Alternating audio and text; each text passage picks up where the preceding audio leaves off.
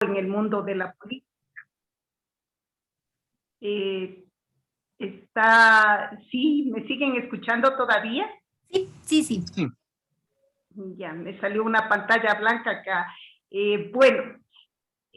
Sí, yo comenzaría recordando una famosa frase de un filósofo griego, Platón, quien dijo hace no sé cuántos años que el precio de desentenderse de la política es que nos gobiernen los peores hombres.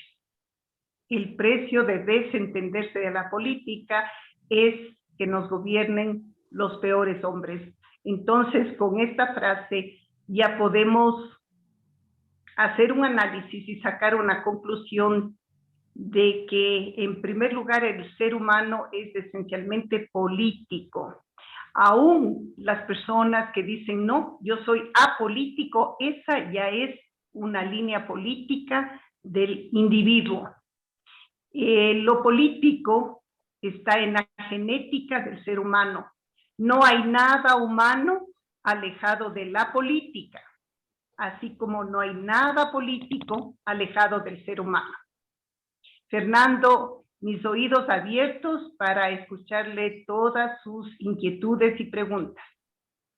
Bueno, en primer lugar le agradezco por la oportunidad que me brinda, por el espacio y bueno, yo permito presentarme, ¿no? Vamos a comenzar con esta pequeña entrevista y como ya es de reconocer, ¿no? Estamos un poquito con el tiempo, con las justas, pero bueno, vamos a empezar. La democracia es el régimen de las opiniones relativas. Octavio Paz. Buenos días al público en general. Mi nombre es Fernando Naula, estudiante del tercero de Bachillerato General Unificado, de la Unidad Educativa Municipal Sebastián de Benalcázar. Mi más afable agradecimiento a todas las personas que secundaron este proyecto y concordaron su favor para conseguir la culminación de este. El día de hoy explanaremos los conceptos básicos de microdemocracia en el pueblo y dentro de un partido político, encaminado de una serie de cuestiones objetivas que nos instruirán más a obtener un mejor punto de vista del pretérito. Nos acompaña la licenciada Krupskaya Flor, comisionada idónea en la tutela en todo el transcurso del designio. Asimismo, se encuentra la distinguida figura ecuatoriana que con mucha perseverancia se ha diferenciado en distintas índoles profesionales, la doctora Jimena Borges, ex primera dama de la Nación, del mismo modo ex congresista y ex asambleísta. Bueno, por la oportunidad que se sirva brindar hacia esta entrevista, quedo de usted muy agradecido. Como de curso a seguir, se abordará una conversación mediante una videoconferencia con la finalidad de indagar los procesos de microdemocracia del Partido Sociedad Patriótica y su influencia en el mandato presidencial del ingeniero Lucio Gutiérrez para obtener un criterio objetivo de la democracia en el país en el periodo 2003-2005. Encabezando nuestra tanda de cuestiones a tratar, yo deseo preguntarle, doctora Jimena Borges, bueno, según su criterio, ¿qué considera que es el concepto más apropiado a microdemocracia? La palabra micro se refiere a algo pequeño, a algo menor. Por lo tanto, significará que un colectivo menor, en este caso una agrupación política, tiene que ejercitar la democracia casa adentro, a lo interno de la organización política. Eso entiendo como microdemocracia.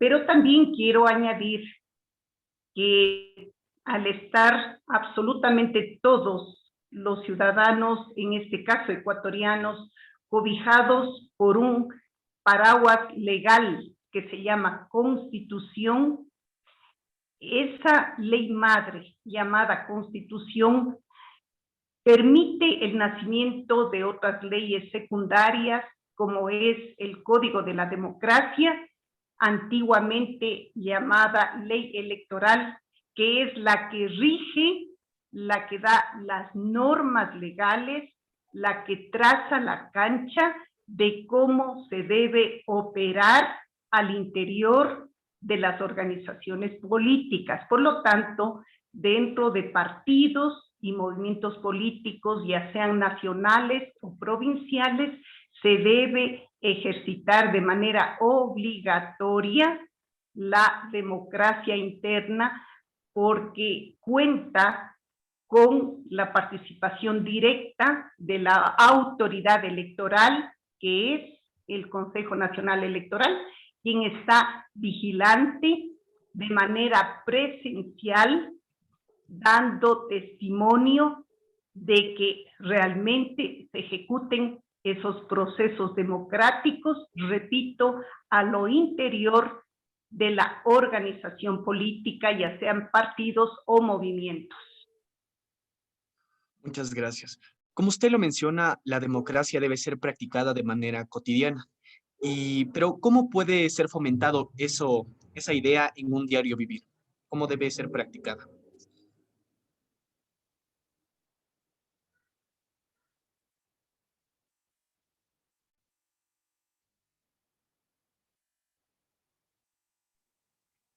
No, no se está escuchando. Le escuché a Cruzcaya, pero a Fernando no le escuché la pregunta. Mil disculpas, creo que fue un problema del internet. Bueno, le voy a volver a repetir la pregunta. Bueno, la microdemocracia, ¿cómo puede ser fomentada en un diario vivir? Tenemos que diferenciar entre los ciudadanos que no pertenecen a ninguna agrupación política y que son la mayoría de toda la población en todos los países del planeta. La mayoría no pertenecen a una organización política definida, pero hay una minoría que por decisión propia han ingresado a las filas de un movimiento o partido político donde pueden hacer llegar su voz, las sugerencias, sus criterios y también algún tipo de proyecto o programa.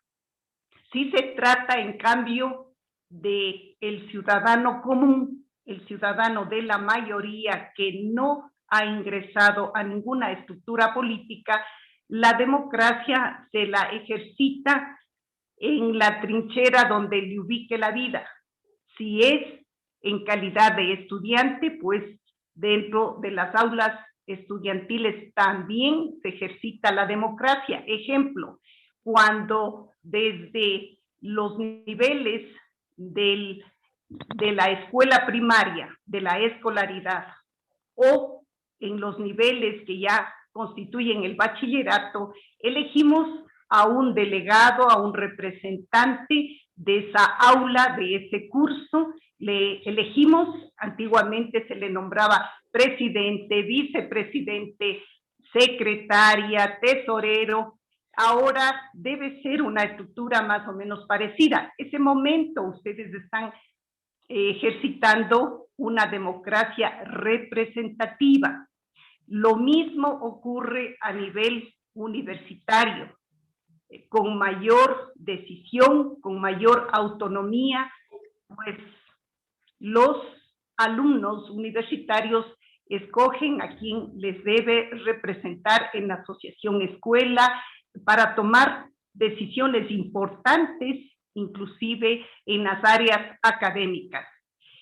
Eso para un estudiante. Si estamos hablando de una persona que pertenece a un gremio de trabajadores y, digamos, el gremio del transporte, tienen también sus necesidades y sus petitorios, pues igualmente por tema organizativo es menester que este gremio del transporte, a través del método que elijan, escojan a sus representantes para que con las autoridades del ramo puedan tratar temas inherentes a ese sector. Todo eso es democracia, inclusive dentro del hogar, dentro de la familia, cuando a veces quieren tomar decisiones simples de pasar un fin de semana fuera de casa Unos quieren ir a un lugar, otros prefieren otro lugar, y a veces, si la familia es muy grande, muy extensa, se hace hasta por votación. Todo eso es democracia. Entonces, siempre estamos en pleno ejercicio de nuestros derechos políticos, que uno de los principales es esto de elegir, de escoger a un representante. Muchas gracias por la respuesta. Bueno, nos damos a entender que la microdemocracia puede ser fomentada en cualquier situación cotidiana.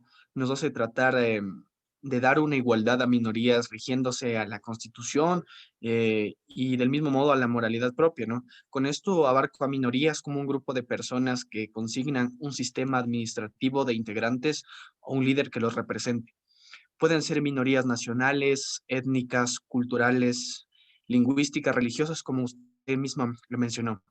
Pero también pueden abarcarse un grupo de música, un grupo de conservatorio, un grupo de cocina, y entre tantos ejemplos que brindo, también se adjunta la conformación de un partido político, que es un poco más complejo. Pero como ya es de nuestro conocimiento, usted forma parte del partido Sociedad Patriótica, que fue fundado el 4 de marzo del año 2002. Nosotros deseamos averiguar cuáles son los ideales y el objetivo fundamental para la creación del mismo.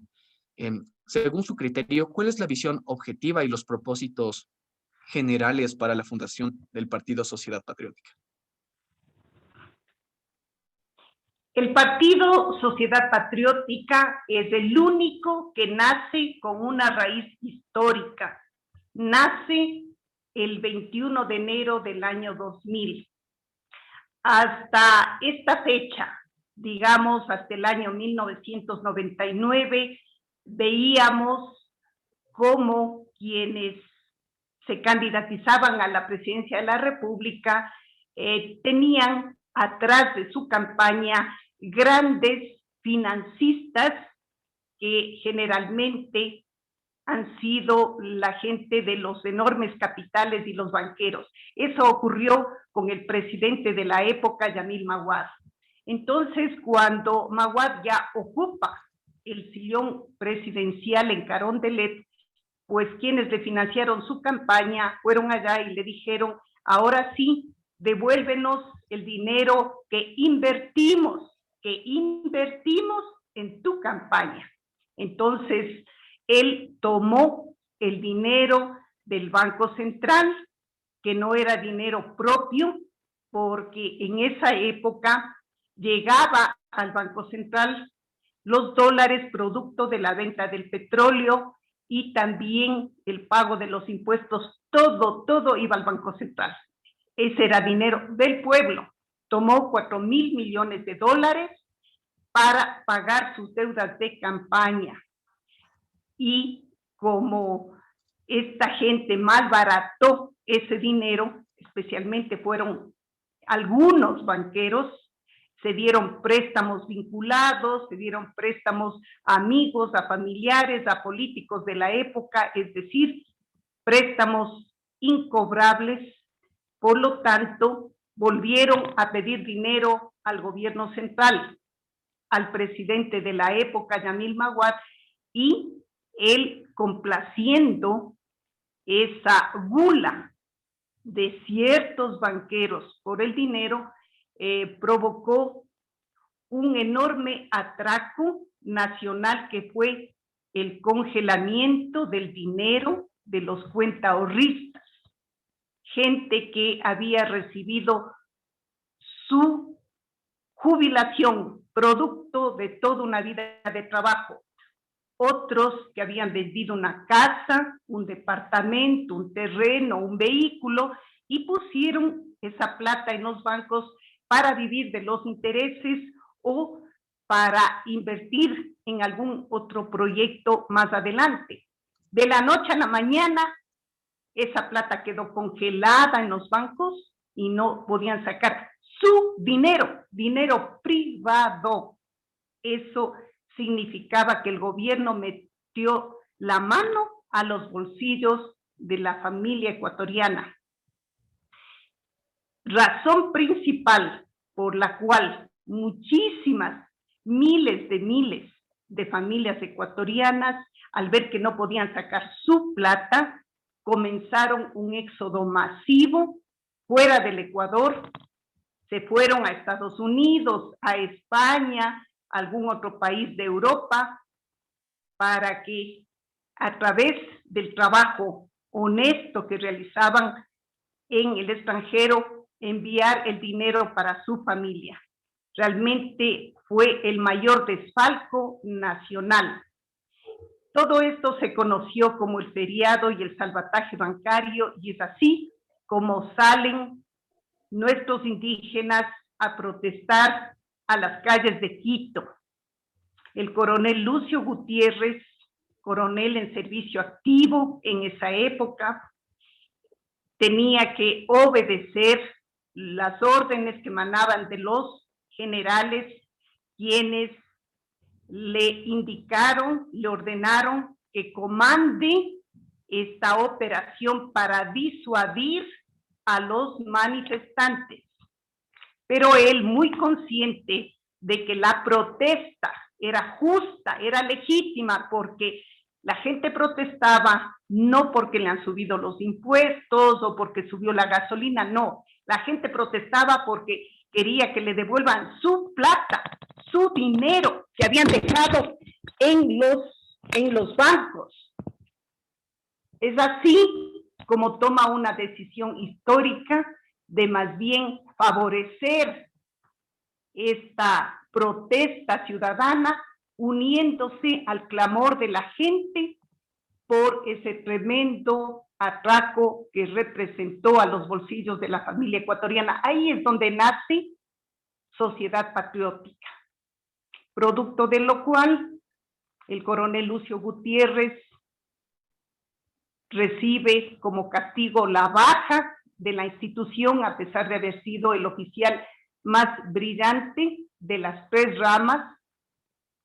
Y no lo digo yo, están las placas de reconocimiento de primera antigüedad, que quiere decir las calificaciones más altas en cada uno de sus cursos de ascenso, en la Escuela Superior Militar, en el auditorio principal. Allí está el nombre de cada uno de los subtenientes que se ha graduado con la primera antigüedad en el año respectivo.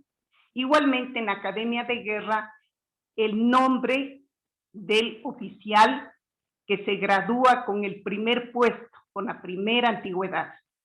Y si vamos a la Escuela Politécnica del Ejército, en AESPE, también consta en cada año el nombre del estudiante que se gradúa con las más altas calificaciones, no solo de su facultad, sino de todas las facultades de la AESPE.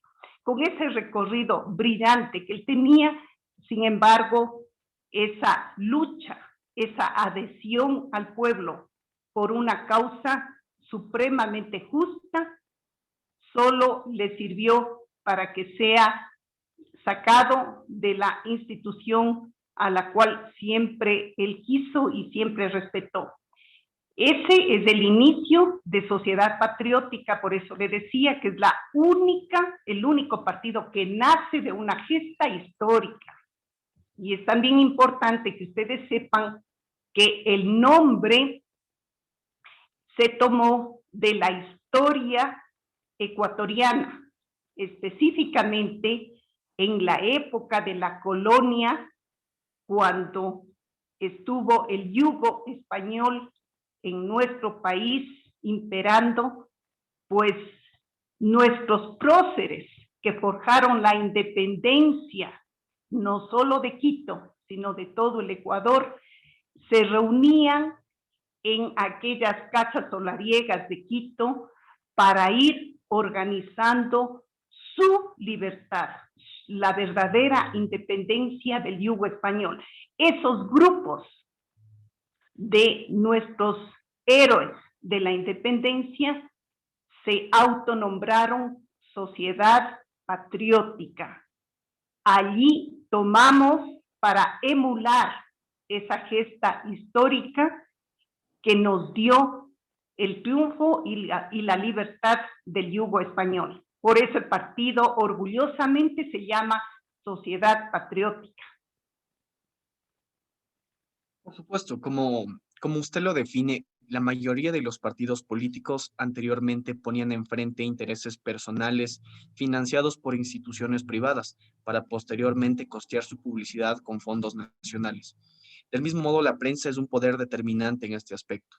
Sin embargo, el Partido Sociedad Patriótica toma ideas totalmente divergentes, diferentes y estructuradas. Inicia todo un proceso hasta que el ingeniero Lucio Gutiérrez haya quedado electo a la presidencia.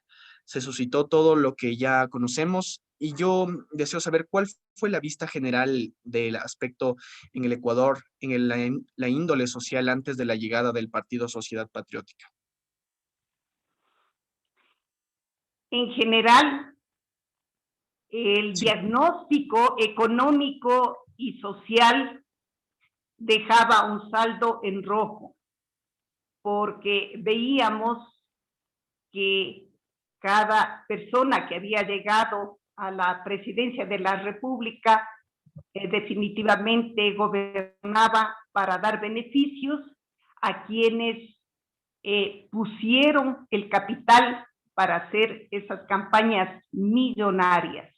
Entonces, favorecían a los exportadores, a los importadores en la sierra, favorecían a los floricultores, a los camaroneros, a los grandes bananeros, es decir, a aquellos sectores dueños del capital que, como su palabra, ya segunda vez que la digo, consideraban una inversión apoyar a un candidato para poder tener beneficios cuando ya llegaba a la primera magistratura.